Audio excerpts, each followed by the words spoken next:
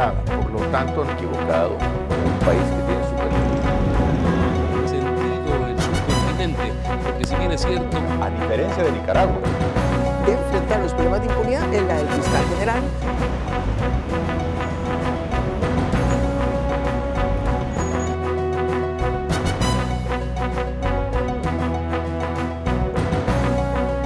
Un gusto volver a estar con ustedes en el espacio Fernando Aguayo América. Cordiales saludos a quienes nos ven a través de la señal de Gama Visión en el Ecuador, por Mega TV en la Florida y por OnePlus TV en el Ecuador y en el mundo. Hoy tenemos como invitado al doctor Carlos Julio Emanuel. Él fue presidente del Banco Central, ministro de Finanzas, también fue candidato a la presidencia del Ecuador. Doctor, hace algunos días se vivió, no solamente en el Perú, a nivel de América Latina, una situación tan grave, esto de que destituyan a un presidente como Pedro Castillo y nombren a una mujer, la primera se dice mujer presidenta del Perú, pero que la economía no se resienta. En otras naciones, como la nuestra, por ejemplo, sería un caos. ¿Por qué no ocurre esto en el Perú, doctor? Bueno, lo fundamental, Fernando, y lo hemos visto en el Perú en varias ocasiones, ¿no? Creo que es el sexto cambio de presidente. Sí, ahora Dina Boluarte es la presidenta, sí, pero hace poco estaba Vizcarra, Pedro Pablo Kuczynski, ¿no? y varios. Sí, y hubo un presidente del Congreso peruano que asumió la presidencia por 6 días. Manuel Merino. Por 6 días. Por entonces, 6 días. Y Sagasti, sí, que sí estuvo más tiempo. La pregunta tuya es importante y esto trae a colación a lo que es fundamental.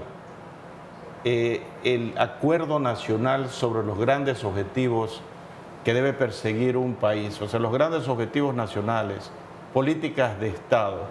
En el Perú, yo pienso que a raíz de la presidencia de Alberto Fujimori, se sentaron las bases para que el Perú siga una línea clara en materia económica. Y tenemos un Perú que, pese a todos estos problemas políticos, tiene, por ejemplo, las reservas monetarias más altas de toda América Latina, ¿no? 75 mil millones de dólares. Ecuador está ahí forcejeando alrededor de 2.000 más, un poquito más. Hablo de reservas netas que le pertenecen al gobierno nacional, pero ya hablamos de 75 mil millones de dólares. ¿Cuál es la razón para eso? Hay un gerente del Banco Central que nadie lo toca, hay una independencia absoluta del Banco Central, hay verdadera autonomía. Acá no. Y se escogen. Han pasado 6 presidentes prácticamente en los últimos 6 años. Así es. Y no lo han tocado al presidente del Banco Central. Eso es fundamental. O sea, han escogido bien a quienes conducen la economía. Recordemos también que en el Ministerio de Finanzas se han manejado las cosas de manera correcta. Y otra cosa más, Fernando, a diferencia de Ecuador, Perú no tiene un problema de deuda externa, que nosotros sí lo tenemos. ¿Por qué lo han logrado? Porque Perú ha privilegiado el sentido común en el manejo de la política económica, que acá lamentablemente no lo hemos hecho. En Perú no vas a ver que a alguien se le ocurre, como se le ha ocurrido al Ecuador en los últimos 15 años, poner en vigencia más de 30 reformas tributarias que han sido realmente alzas de impuestos. Esas son las razones. Y hay que recordar que en el Perú creo que está en el orden o en el nivel del 30% del Producto Interno Bruto, el nivel de endeudamiento. Ese es el nivel de endeudamiento del Perú. Frente al 100% en Ecuador. Además, en el Perú tienen, con un banco central inteligente, con gente que sabe cómo manejar las cosas, no tienen un problema inflacionario mayor, porque cuando los países dolarizan, Fernando, es cuando se ha producido un caos en el manejo monetario, como ocurrió en el Ecuador. Recordemos, antes de la dolarización, a algunas autoridades, entre comillas, las llamo yo, del Banco Central, se les ocurrió cobrar 150% de interés diario para disque ayudar a la banca. Quebraron la mayor parte de la banca, básicamente la banca de la costa, la banca guayaquileña, y quedaron unos pocos bancos que ahora constituyen un oligopolio bancario, donde ahí no hay pues competencia, para poder bajar las tasas de interés. En préstamos de liquidez que debían ser como emergencia para salvar a los bancos, los estaban matando. ¿Eso es lo que pasó? Eran garrotazos, eso no era ayuda. Y yo en alguna ocasión me reuní con 2 de ellos, no los voy a mencionar, y les dije, ustedes van a causar una hecatombe financiera con esas tasas de interés. Y recuerdo que una de las personas que entonces manejaba un banco de la localidad, en un edificio bien alto de aquí de Guayaquil, le dije esto y me dijo, no, estamos en un proceso de depuración del sistema. Entonces yo le dije, mira, esa depuración se va a constituir en un tsunami que barrerá también al banco que tú diriges. Dice, no, eso es imposible. Y las pruebas a la vista, pues eso fue lo que pasó. El Perú, que ha demostrado inestabilidad política, de todas maneras sí ha tenido institucionalidad, porque de lo contrario no se habrían dado todas estas circunstancias. A la postre, las instituciones determinan lo que la Constitución tiene escrito. Y ya hemos dicho, en el plano económico, eso no se toca. El propio Pedro Castillo, minutos antes de ser destituido, cuando da su discurso pretendiendo autodeclararse dictador, él habla de que no va a tocar la economía y el modelo económico del Perú.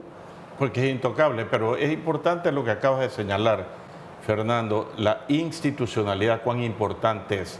A mí me tocó ver hace unos años, cuando fue la elección entre Keiko Fujimori y Ollanta Humala, yo fui invitado como observador. Fuiste delegado, sí, observador a esas elecciones. Estuve allí y pude darme cuenta del respeto de la gente para el organismo electoral, que se llama OMPE en el Perú.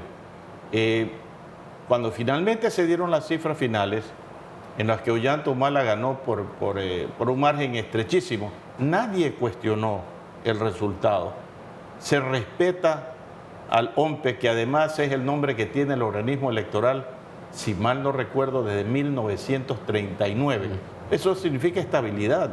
En el Ecuador, en cambio, hoy se llama Tribunal Supremo Electoral, mañana Consejo Nacional Electoral, hay un Tribunal Contencioso Electoral, que es un intríngulis en el Ecuador, lo cual pues definitivamente no aboga a favor de la institucionalidad que es tan necesaria. Y posteriormente a esa elección en la que estuvo usted como observador, vino la elección de Pedro Pablo Kuczynski, también con la señora Keiko Fujimori. Y ahí, peor aún, fue cuarto de punto, el 0.25% de diferencia. Y nadie reclamó tampoco. Jamás. Esa es la ventaja. Por eso hablo de institucionalidad. En el Perú se respetan las instituciones. En el Ecuador, lamentablemente, podemos decir que carecemos de institucionalidad. Y lo hemos visto recientemente, Fernando, cuando, por ejemplo, el Consejo de la Judicatura suspende al presidente de la Corte Suprema, cuando una mayoría que se forma en la Asamblea Nacional destituye a su presidente, cuando una decisión del Consejo de Participación Ciudadana es vetado por la Asamblea y a su vez viene un juez y dice que no, que lo que hizo el Consejo está bien. Entonces, eso definitivamente lo que representa es que tenemos un caos institucional en el Ecuador que es digno de antología. Vamos a hacer un corte comercial. Continuamos luego en este análisis con el doctor Carlos Julio Emanuel. Inicio de espacio publicitario.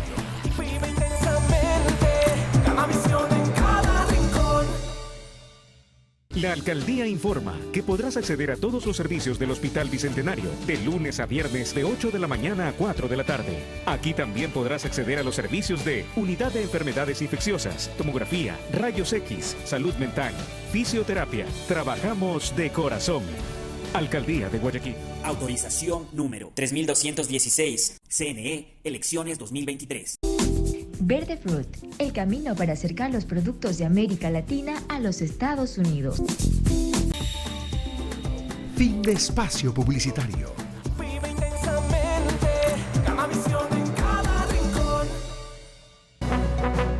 Doctor, Hemos hablado del Perú, pero también hay países como Chile, que igualmente tiene políticas de Estado y que tiene un patrón a seguir en lo económico, y por eso el desenvolvimiento, a pesar de las crisis de los últimos años, desenvolvimiento de la economía chilena. Pero también países como Colombia, igual Colombia respeta lo establecido, buscando el progreso, el desarrollo y el bienestar.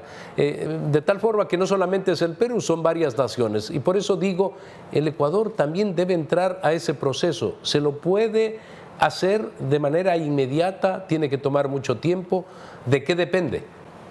Bueno, depende de la voluntad política de los ecuatorianos y de que elijan como sus primeros mandatarios a personas que estén comprometidas con ese respeto a la institucionalidad.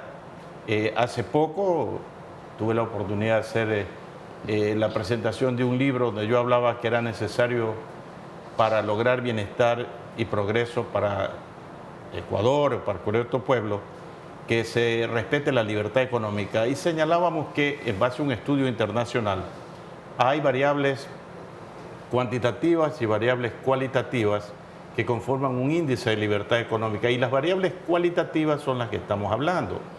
Por ejemplo, ¿cómo se califica el Ecuador en materia de división de los poderes del Estado? Muy mal. Ranqueamos muy abajo. ¿Cómo se califica el Ecuador en materia de independencia de la función judicial, respeto a sentencias ejecutoriadas, respeto al Estado de Derecho? Muy mal.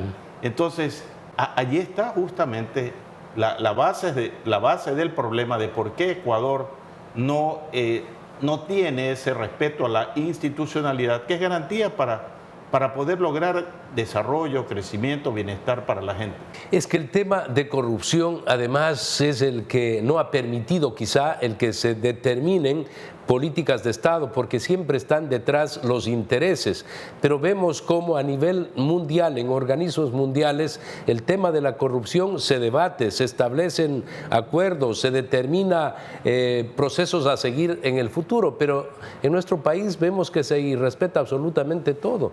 Entonces, es viva la fiesta, es lo que apreciamos de nuestra nación. Bueno, esa es una de las tareas pendientes del gobierno ecuatoriano, no solamente de este, que definitivamente prometió en 2 campañas poner en vigencia una comisión de lucha contra la corrupción y no lo ha hecho, de cualquier gobierno. Si nosotros no logramos establecer políticas anticorrupción, y no hablemos de una secretaría... No, una secretaría que sea, digamos, abierta por el propio gobierno, no cabe, no tiene sentido alguno. No solo abierta por el propio gobierno, dependiente del propio gobierno, que sea el presidente o el gobierno el que nombre a sus delegados, definitivamente no funciona.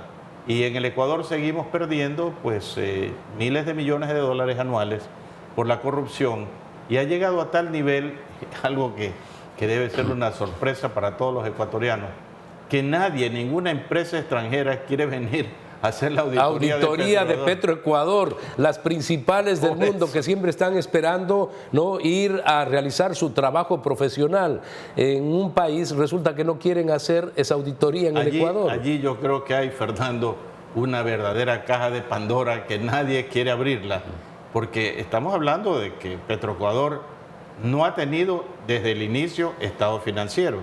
¿Cómo se maneja la principal empresa? Creo que es la principal empresa pública del Ecuador, sin duda, sin tener estados financieros. ¿Cómo se maneja? ¿Cómo se administra? Bueno, en el Ecuador se lo hace. El ministro Fernando Santos Alvite está muy preocupado. Él ha puesto el dedo en la llaga y se ve que quiere actuar como corresponde a un ministro de Energía. Merece todo el respeto, la consideración por la forma como él ha tratado de manejar este ministerio en pocos meses. Pero mire, la realidad es esa. Totalmente de acuerdo.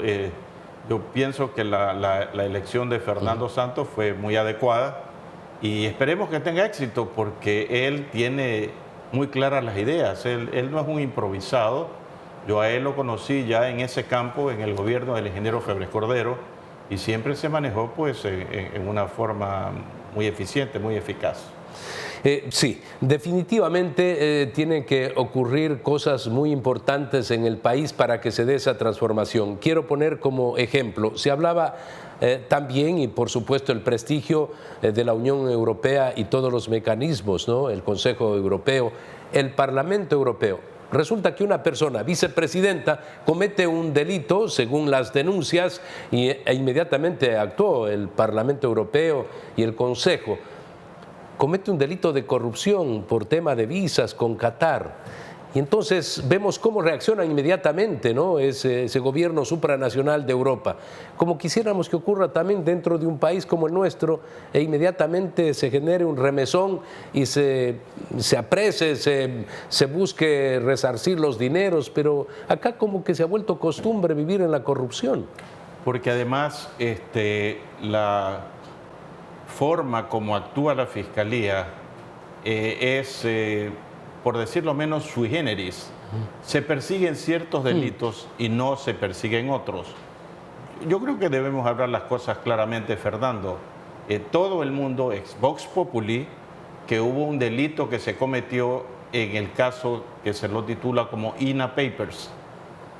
Se pidió asistencia fiscal a Panamá.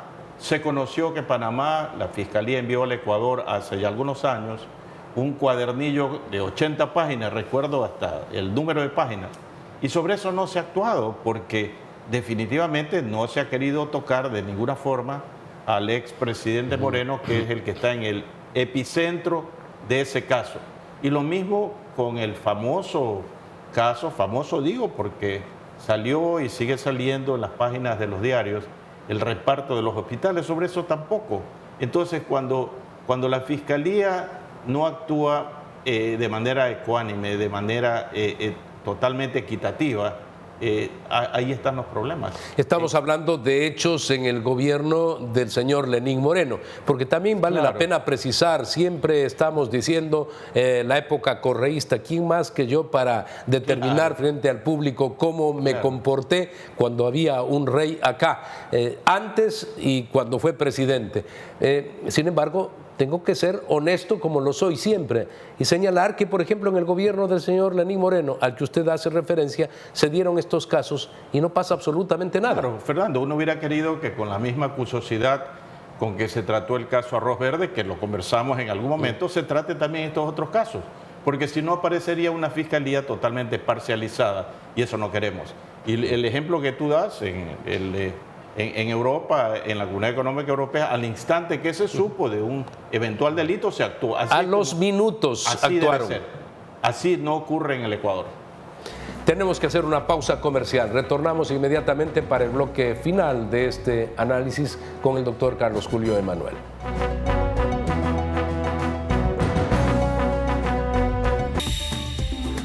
Inicio de espacio publicitario. Vive intensamente, Gamavisión en cada rincón. La alcaldía informa que ya puedes registrarte al programa Generación Digital. Si eres estudiante de primero de bachillerato, 10º y 9º año de colegio fiscal o fiscomisional, ingresa a www.generaciondigitalgye.com y regístrate para que puedas acceder a una de las tablets que la alcaldía te obsequiará para que estudies y te conectes al futuro. El bienestar de la gente se siente. Alcaldía de Guayaquil. Autorización número 3219, CNE, elecciones 2023. Verde Fruit, el camino para acercar los productos de América Latina a los Estados Unidos. La alcaldía informa que podrás acceder a todos los servicios del Hospital Bicentenario de lunes a viernes de 8 de la mañana a 4 de la tarde. Aquí también podrás acceder a los servicios de Unidad de Enfermedades Infecciosas, Tomografía, Rayos X, Salud Mental, Fisioterapia. Trabajamos de corazón. Alcaldía de Guayaquil. Autorización número 3216, CNE, elecciones 2023. Fin de espacio publicitario. Vive intensamente, Gamavisión en cada rincón. En esta parte del programa le queremos pedir algunas ideas, opiniones, valoraciones al doctor Carlos Julio Emanuel sobre la economía. Primero, a nivel internacional, ¿se va a dar esa crisis que se había anunciado, recesión económica en los Estados Unidos, en Europa, que tiene actualmente tasas muy altas de inflación? ¿Se va a dar o considera que no va a ser tan fuerte como se pensaba?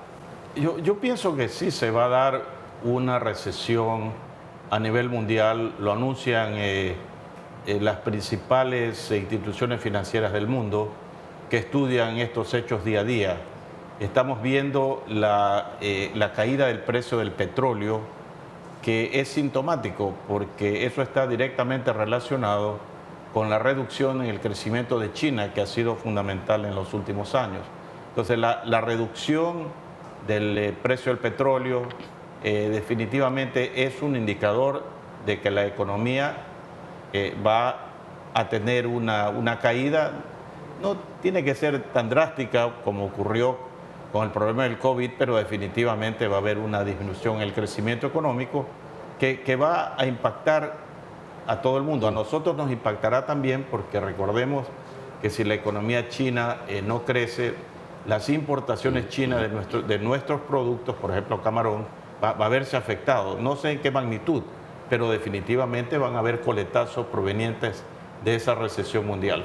Y más aún cuando en estos momentos es el socio principal China en el comercio ecuatoriano, especialmente por exportaciones, pero también lo es para varios países de América Latina que están muy ligados a China.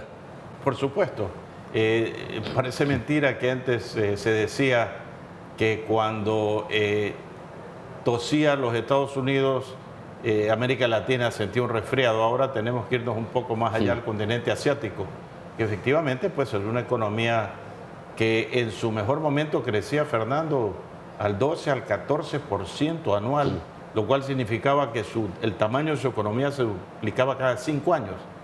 Ahora se habla pues de tasas para ellos moderadas de 4 o 5%, que para nosotros sería ideal, pero para China pues es una caída libre. Eso definitivamente va a tener un efecto, va a tener un golpe en nuestras economías. En el orden nacional, ¿cómo evalúa usted lo hecho hasta el momento, en el presente año, y un poco la perspectiva para el 2023? Fernando, el problema es que los resultados de una política económica tienen que verse en algo que Febres Cordero lo resumió en 3 palabras: pan, techo y empleo. Pan significa cómo nos está afectando la inflación a nivel de los productos alimenticios y los índices que produce, por ejemplo, los supermercados que tienen índices propios, aparte de los DINEC, indican que ha habido una inflación en lo que tiene que ver con alimentos, que tiene también algún vínculo con la invasión rusa a Ucrania, por el problema del girasol, el aceite de girasol, y a veces por regla de 3 los productos tienden a incrementarse cuando alguno de ellos se incrementa. Eso lo vimos alguna vez cuando aquí subía, por ejemplo, el precio de la gasolina en 5%, y impactaba en los productos de primera necesidad. Sí. El transporte subía el 5% y por ende la carga subía el 5% y no era tal, pero así funciona un poco la economía en el Ecuador por regla de 3. Pero definitivamente pues hay otros problemas aquí. No hemos logrado reducir el desempleo. El INEC sigue hablando que hay más o menos 7 de cada 10 ecuatorianos que no tienen un empleo adecuado, y por lo tanto 7 de cada 10 es el 70% que no recibe, por ende, el salario mínimo vital. No importa que lo suba, pero no beneficia al 70% de la población. Por eso muchos hemos venido planteando, y yo lo planteé en ese libro que publiqué en el mes de julio, ideas que vienen de hace tiempo, que mucho mejor que plantear un aumento del salario mínimo vital era reducir el IVA, porque eso sí llegaba a toda la población. Porque tú reduces el IVA del 12 al 10 o al 8, eso significa que así tú no estés empleado, estás recibiendo un beneficio, no solo los que están recibiendo el salario mínimo vital. Y yo decía que si el gobierno, este gobierno, ha decidido que es conveniente reducir el IVA al 8% para feriados y para el sector turístico, es porque esa medida funciona, pues significa se que debería ampliar, dice usted, de manera general, abierta, general, a ya toda la por economía. Decisión de gobierno, a toda esa la reducción del IVA. Sí, señora, a toda la economía. ¿Usted cree que el 2023 podría el gobierno pensar en algo así? Yo no soy adivino, pero yo creo que convendría hacerlo, porque Es que si usted dice que es una medida eficiente, necesaria, digo yo, no solamente está en las manos de quien gobierna las decisiones de un país, sino de la lógica y de las aportaciones de quienes con conocimientos lo pueden hacer. Bueno, efectivamente, Fernando, la economía es lógica y mucho sentido común, pero no siempre la gente está imbuida de sentido común, ¿no? En medio de la pandemia que comenzamos a sufrir en el 2020 y todavía la tenemos ahí con sus efectos y sus consecuencias, en el 2021 y en el 2022 hemos sufrido aumentos de los impuestos. Ley impositiva que fue derogada por la Asamblea recientemente, pero que tendrá que esperar un año para ver si la Asamblea se puede ratificar en esa decisión de vetar esa reforma tributaria, o de derogar, mejor dicho, esa reforma tributaria. Entonces, no siempre el sentido común funciona. Todos los países del mundo que enfrentaron el problema de la crisis del COVID y que lo hicieron ese enfrentamiento inteligentemente, redujeron los impuestos. Ecuador lo subió. Entonces, ahí no está la lógica, ahí no está el sentido común. Tenemos finalmente un problema que nos golpea todo el tiempo, que es el problema de la deuda externa. Ya decíamos, Perú tiene 30% del PIB. En relación, claro, con el Producto Interno Bruto. 100% del PIB cuando añadimos la deuda del Seguro Social. ¿Qué tenemos que hacer allí? Bueno, tenemos que buscar un alivio sustancial de la deuda para que queden recursos para poder atender pan, techo y empleo. Muy bien, doctor. Muchas gracias. Amigos, recuerden que en Fernando Aguayo América tienen una cita la próxima semana a través de Gama Visión en el Ecuador, por Mega TV en la Florida y por OnePlus TV en el Ecuador y en el mundo.